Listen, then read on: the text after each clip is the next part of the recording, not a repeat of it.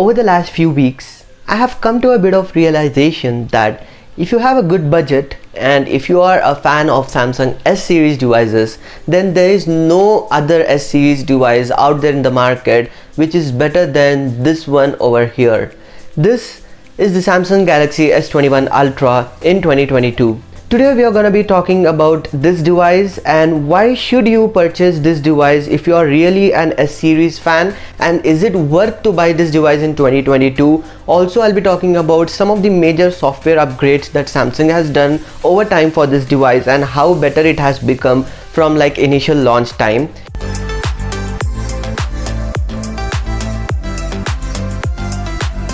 I still remember picking up this device for the first time and the feeling was, oh my god, they did it. Plus, it's just so fast.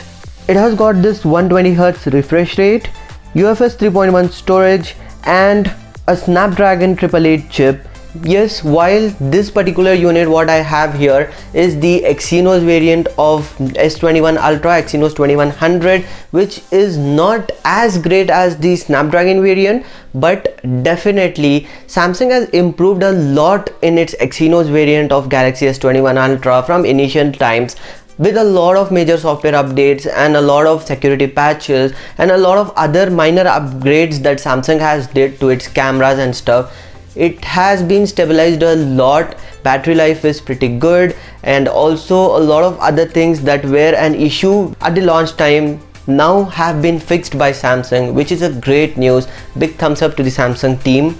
Speaking about the cameras, the main lens is a 108 megapixel sensor at f1.8 aperture. It has got optical image stabilization for the best stabilization that it could offer, with laser autofocusing system for sharp focusing time. Talking about the secondary lens, it has got a 12 megapixel f2.2 ultra wide sensor with optical image stabilization and super steady capabilities even on the ultra wide lens. Videos recorded on ultra wide sensor is also amazing. There is no any sort of disturbance or shakiness while recording the video, thanks to the optical image stabilization on the ultra wide sensor as well. This device has got not just one but two zoom sensors on it. This is the first time Samsung introduced 100x optical zoom, which can take photos of moon like this. Yes, this was shot from my Galaxy S21 Ultra from my home. Just look at this, guys. No other device except Samsung devices that has got 100x optical zoom like the S22 Ultra can do this. No iPhone can do this. Even iPhone 13 Pro Max cannot take such photographs of moon, and it doesn't have got this kind of zoom capabilities at all. This device can go all the way up to 8K 24 FPS, but it just drains the battery like crazy, and device just behaves like crazy, I should say. It is like, hey, just stop pushing me to my limits, don't do that.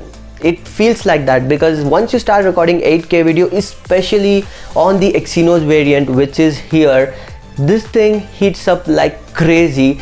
Definitely no one is gonna record videos in 8K. like a lot of casual users don't even record in 4K. They just do it in normal 1080p resolution, max like 60 FPS, which it works perfectly fine, no issues with that. Even 4K works amazing. So speaking about the selfie camera, definitely Samsung has included one of the best sensors out there. It's a 40 megapixel camera at f2.2 aperture. The main highlight of front camera is that you can record 4K videos at 60 FPS on the front camera, which is just amazing. Edge detection on the selfies when you are using portrait mode have been improved a lot since initial times. One of the most highlighting factor of this device is its display. This is one of the best looking displays out there in the market. It just feels gorgeous to the eye. It has got a Quad HD dynamic AMOLED display with 120Hz refresh rate. One major upgrade from like previous generation is that you can now use 120Hz on Quad HD resolution as well. That's an amazing upgrade because Note 20 Ultra and S20 Ultra cannot do that. If you want that fluid experience, you have to stick with 1080p, or if you want the sharpest resolution, you have to stick with 60Hz. That's how it works on Note 20 Ultra and on the S20 Ultra. But that has been upgraded on the S21 Ultra. That's amazing. This has got LTPO technology built in, where the refresh rate can drop all the way up to 10 Hz when you are not doing like extensive tasks. It adjusts the refresh rate based on what you're doing on your device. This saves up your battery a lot. The display looks pretty bright even outdoors when there is direct sunlight, thanks to the high 1500 nits peak brightness. Speaking about the battery, it has got a 5000 mAh battery with fast charging up to 25 watts.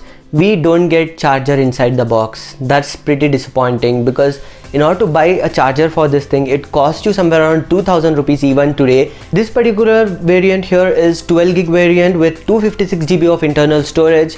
This is the one device that I have seen in like floating around in offline markets in Bangalore at least, and I have seen a few other variants that Samsung has launched in like other countries where it comes with 8 GB of RAM too, but here this particular variant that I have, my personal unit, is 12 GB and 256 GB, which is more than enough. RAM management is also just amazing on this one, no issues whatsoever. So guys, this was a quick little video talking about the Galaxy S21 Ultra in 2022.